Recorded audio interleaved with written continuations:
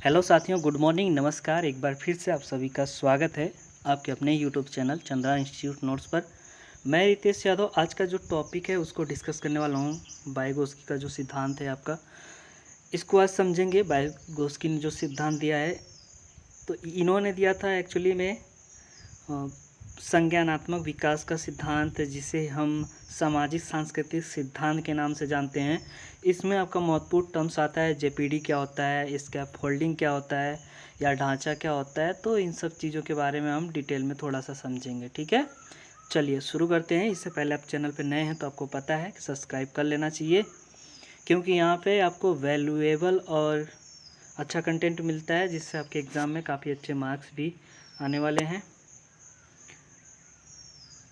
तो लेव वाइगोत्स्की ने जो संज्ञानात्मक विकास का सिद्धांत दिया था, तो सबसे पहले ये समझ लीजिए कि जो लेव वाइगोत्स्की हैं, इनका पूरा नाम है इनका लेव सिमोनोविच वाइगोत्स्की। तो इनके बारे में अगर बात करें तो ये सोवियत रूस देश से बिलोंग करते हैं, यानी रूस के मनोवैज्ञानिक हैं, सोवियत रूस। और 1896 से 1934 तक, यानी कि इनका सफ़र काफ़ी कम रहा, 36 वर्ष का इनका सफ़र रहा। इसमें इन्होंने जो भी करना था वो सिद्धांत आपके लिए दिया, जो एक बच्चे के लिए काफ़ी महत्वपूर्ण है। अगर आप शिक्षक बनना चाहते हैं तो आपको पता होना चाहिए कि बच्चों को कैसे पढ़ाना है, ठीक है। उन्हीं के ऊपर तो सारे सिद्धांत लागू हैं। तो मेन आपका पॉइंट जो है वो है कि किस देश से संबंधित हैं, तो ये सोवियत रूस से हैं। इन्होंने बालकों के सामाजिक विकास से संबंधित एक सिद्धांत का प्रतिपादन किया था, जिसे हम सामाजिक सांस्कृतिक सिद्धांत के नाम से भी जानते हैं। यानी कि जो संज्ञानात्मक विकास सिद्धांत है, इसको हम किसके नाम से भी जानते हैं? सामाजिक सांस्कृतिक सिद्धांत, ठीक है, इस नाम से भी जानते हैं। और लेव वाइगोत्स्की का यह सिद्धांत बालक के संज्ञानात्मक विकास पर आधारित है। मैंने आपको बताया कि जो संज्ञानात्मक विकास का सिद्धांत है, यह सिद्धांत सामाजिक संस्कृति सिद्धांत के नाम से फेमस हुआ।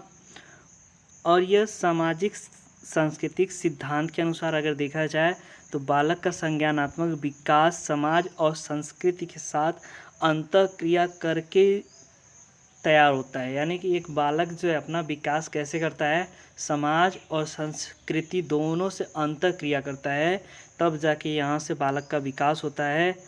फिर जीन पियाजे के अनुसार अगर देखा जाए तो बच्चे का जो विकास होता है उसको उन्होंने क्या रखा है कि पहले होता है और सीखता बाद में, ऐसा पियाजे ने कहा है। कि यानी कि पहले विकास का अर्थ है कि पहले बच्चा उस स्टेज पे पहुंचता है, इसके बाद अपना सीखता है। तो जीन पियाजे का सिद्धांत आपको नहीं पता है तो इस वीडियो के डिस्क्रिप्शन में लिंक मिलेगा, वहाँ से जाके देख लेना। नहीं तो एक प्लेलिस्ट आपको CDP की न्यू प्लेलिस्ट मिलेगी, उस पर जाके क्लिक करना, सारी क्लास वहाँ पे मिल जाएगी आपको, तो वहाँ से आप देख लेना। तो जीन पियाजे ने कहा है कि सबसे पहले बच्चे का विकास होता है, फिर बच्चे का क्या होता है, बाद में वो सीखता है। लेकिन वाइगोत्स्की कहते हैं कि नहीं, जो संज्ञानात्मक विकास है वो समाज और संस्कृति के साथ बच्चा क्या करता है, अंतःक्रिया करता है, फिर जाके उससे सीखता है।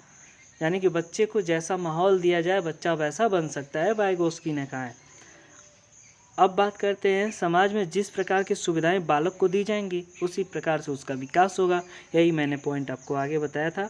अब बात करते हैं जेपीडी क्या है, यानी कि जोन ऑफ प्रोक्सिमल डेवलपमेंट। इसको समीपस्थ या निकट विकास का क्षेत्र कहते हैं। तो वाइगोत्स्की का जो सिद्धांत है, तो वाइगोत्स्की का सिद्धांत निर्माण पर आधारित सिद्धांत है, जो बालक को अपने वास्तविक विकास यानी कि रियल डेवलपमेंट के स्तर से अलग संभावित विकास की ओर ले जाता है, ठीक है। कहने का अर्थ ये है कि जो बच्चा है, सबसे पहले देखिए कहते किसको हैं, जो आपका जो क्षेत्र है ये जेपीडी क्षेत्र किसको कहते हैं, यानी कि जोन ऑफ प्रोक्सिमल डेवलपमेंट, यानी समीपस्थ या निकट विकास का क्षेत्र उसे कहते हैं। जो बच्चा अपना रियल डेवलपमेंट हुआ होता है, सबसे पहले इसको समझिए, रियल डेवलपमेंट क्या होता है, वास्तविक विकास।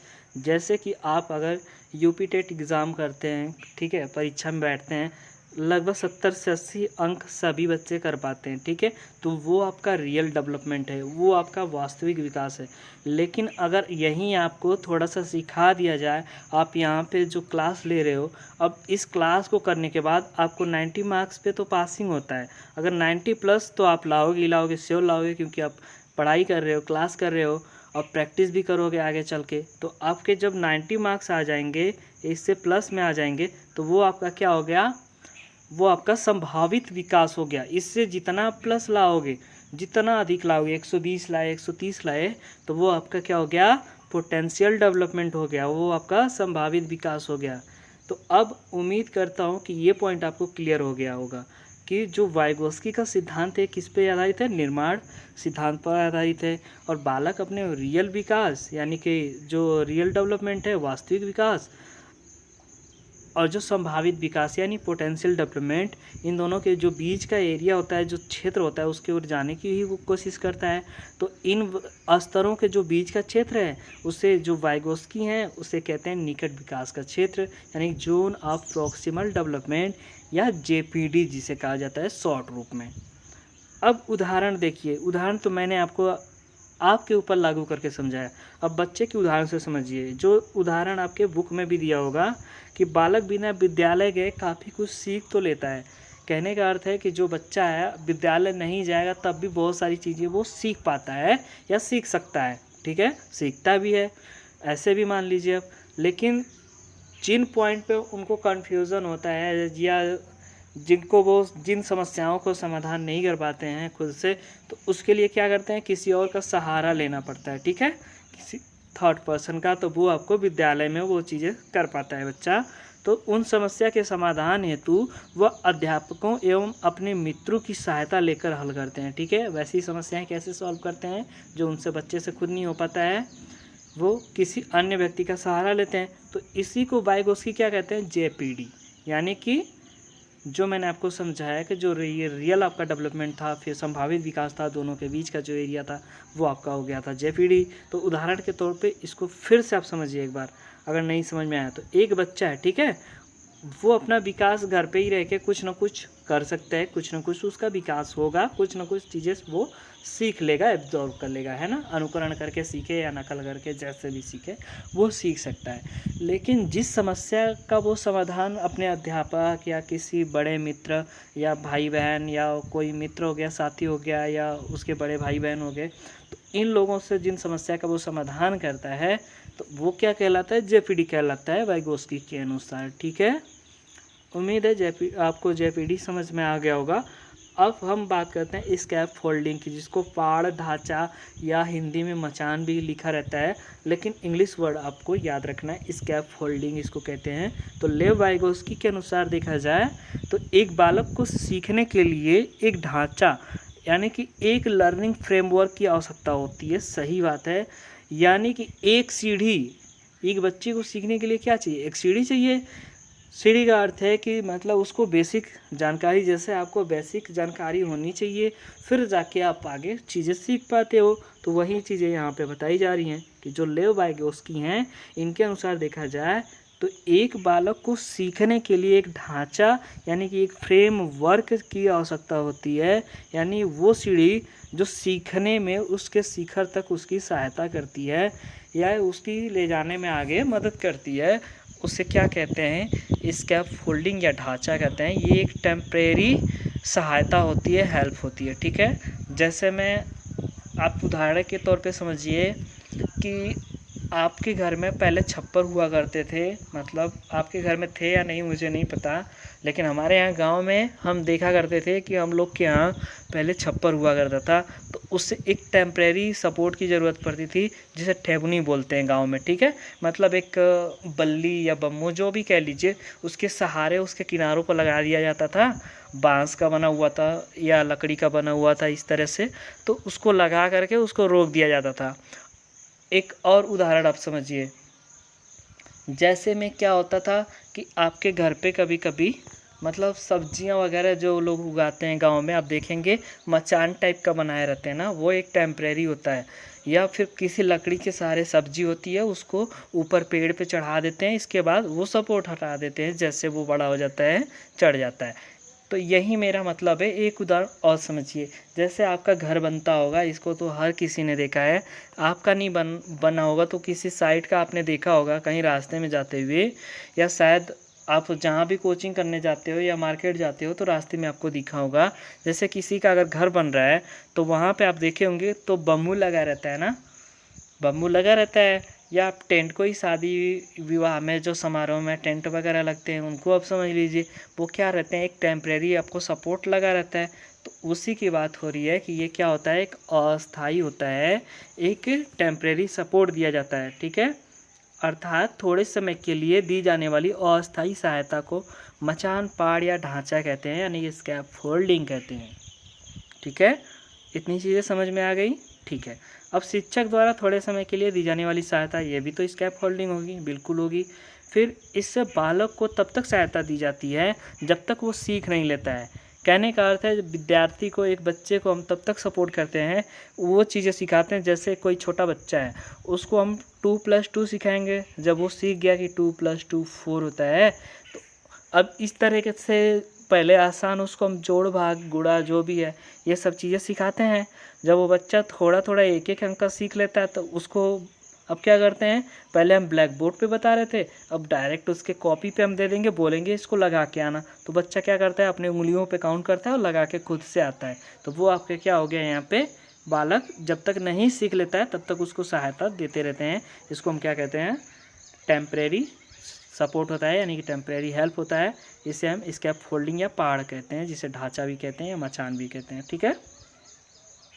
एक वर्ड आपको देखने को मिलेगा MKO, मोर नॉलेजेबल अदर। इसका मतलब क्या होता है, यानी सीखने वाली व्यक्ति की तुलना में जिसके पास अधिक जानकारी या ज्ञान हो, उससे हम क्या कहते हैं, मोर नॉलेजेबल अदर। मेरे मानने का मतलब यह है कि जैसे मैं आपको समझा रहा हूँ, अगर मैं आपसे ज़्यादा जानता हूँ तभी तो मैं आपको सिखा पाऊँगा। जब मैं आपसे ज़्यादा जानता हूँ तो उसे क्या कहेंगे हम, मोर नॉलेजेबल अदर। यानी कि आपसे जब ज़्यादा हमें पता है तो मोर नॉलेजेबल अदर कहेंगे, ठीक है। अब समझ लीजिए, एक शिक्षक क्या होता है, मोर नॉलेजेबल अदर होता है। ये बच्चा क्या करता है कि अब हमेशा अपने से बड़े या जिसके पास ज़्यादा नॉलेज होगा उससे सीखने की कोशिश करता है, तो वो क्या होगा, मोर नॉलेजेबल अदर होगा। अब इतने अच्छे अच्छे आपको मैंने उदाहरण दे दिए, एग्जाम्पल दे दिए, शायद आपको किसी ने इतने अच्छे से कोई भी टॉपिक समझाया होगा। तो अब बात करते हैं इसको, देखिए एक शॉर्ट नोट्स में याद कर लीजिए।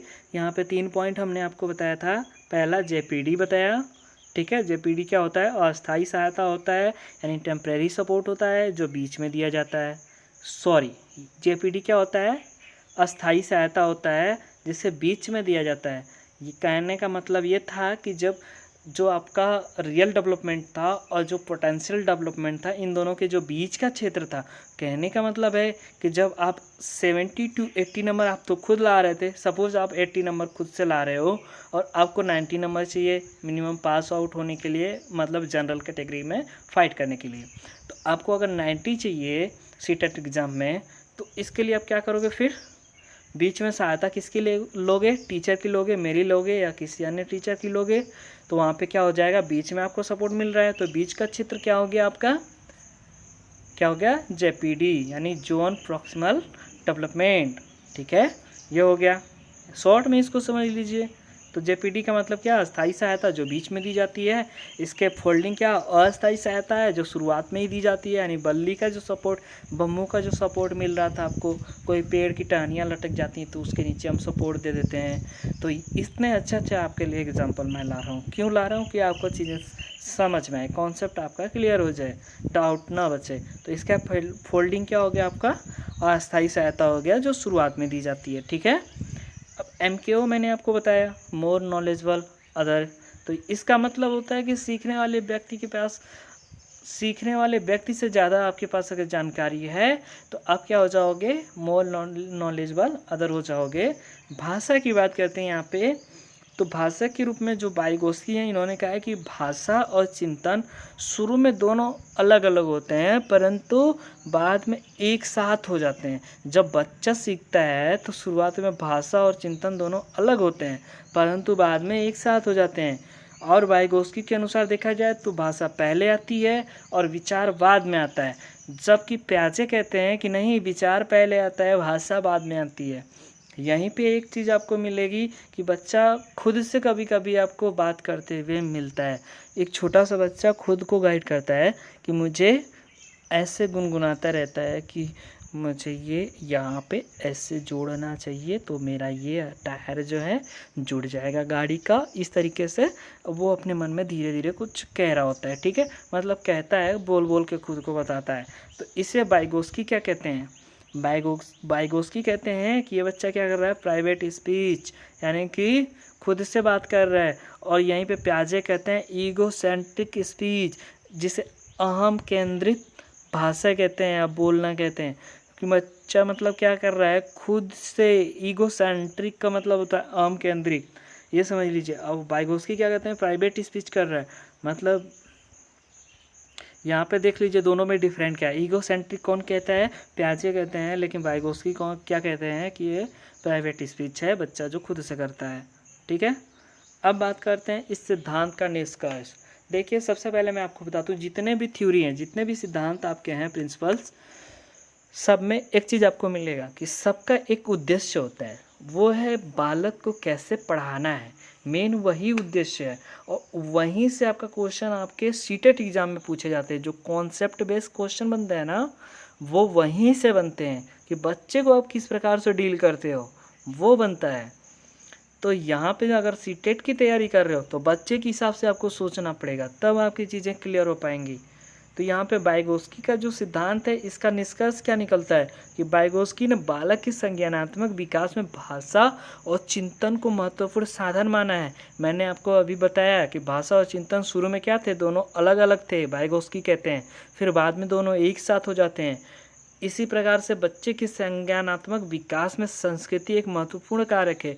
बिल्कुल है, जो कल्चर है, जो बच्चा संस्कृति में जैसे जैसे देखता है समाज में वैसे ढल जाता है। एक बच्चे को अच्छा माहौल दिया जाए तो वो अच्छा बन सकता है। तो बच्चे की संज्ञानात्मक विकास की व्याख्या अकेले अमूर्त सिद्धांत के आधार पर नहीं की जा सकती। बिल्कुल, बच्चे को सिर्फ आप सोचने पे छोड़ दें, बच्चा कुछ करे ही ना, बच्चा सिर्फ सोचे तो कैसे पॉसिबल होगा। बच्चा अगर सोच भी रहा है, चिंतन कर रहा है, तो उसे तर्क करने दें, ठीक है। उसको अपना निर्णय लेने का मतलब उसको एक कह सकते हैं कि उसको अनुमति दें, यानी कि बच्चे को छोड़ दें कि वो खुद से निर्णय ले सके। फिर भले ही गलत उसका निर्णय हो, आप उसको सुधार तो सकते हैं, लेकिन बच्चे को कम से कम सीखने दें, सीखने का अवसर दें बच्चे को। यही आपको मिलेगा उद्देश्य में, जब शिक्षा को उद्देश्य में आपको बताऊंगा। बालक का संज्ञानात्मक विकास जो है सामाजिक क्रियाओं के अंतःकरण द्वारा होता है। बिल्कुल होता है, यही चीज़ें मैं बता रहा हूँ कि बच्चा अंतःकरण से क्या करता है, सीखता है, जो आपके प्याजे के सिद्धांत में भी मिलेगा, जो मैं पढ़ा चुका हूँ। स्किनर हो गया था आपका, प्याजे हो गए थे आपके, थॉर्नडाइक हो गए थे, पावलोव हो गए थे, सारे थ्योरीज आपके कंप्लीट हैं, आप देख सकते हो उसको, ठीक है। आगे अब आपका बच्चा है कोहलर, ब्रूनर हो गए, तो और इसके बाद बुद्धि के सिद्धांत वगैरह बच्चे हुए हैं। बहुत सारे टॉपिक आपके बच्चे हुए हैं जो आपके एग्ज़ाम के लिए इम्पोर्टेंट है, तो आप यहाँ पे सब्सक्राइब करके जुड़ जाना। अभी बात करते हैं हम निकट जो विकास का क्षेत्र है, यानी जेपीडी मानसिक कार्यों पर आधारित माना जा सकता है। यह वास्तविक क्षमता स्तर तथा कार्यकारी क्षमता स्तर के मध्य अंतर से संबंधित है। यही चीज़ें तो मैंने आपको बताई हैं कि जो बच्चा है उसका जो रियल डेवलपमेंट है, जो पोटेंशियल डेवलपमेंट है, यानी कि जो कार्यकारी एक तरह से आपकी कैपेसिटी हो गई, क्षमता होगी, वर्केबल कैपेसिटी आप कह सकते हो, तो उसमें बच्चा क्या करता है, चीज़ों को सीख पाता है, ठीक है। तो वो आपका जेपीडी वाला क्षेत्र हो गया। अब वाइगोत्स्की का जो सिद्धांत है, इसका एक शैक्षिक महत्व है, इसको जान लीजिए। तो शिक्षक को क्या चाहिए, ठीक है, एक शिक्षक को चाहिए कि जब तक बच्चा खुद से सीखता है उसे अवसर देना चाहिए। तो यही आपके कॉन्सेप्ट हैं। यहाँ से अगर टॉपिक आपका क्लियर रहेगा, कॉन्सेप्ट क्लियर रहेंगे, तभी आप समझ पाओगे चीज़ों को।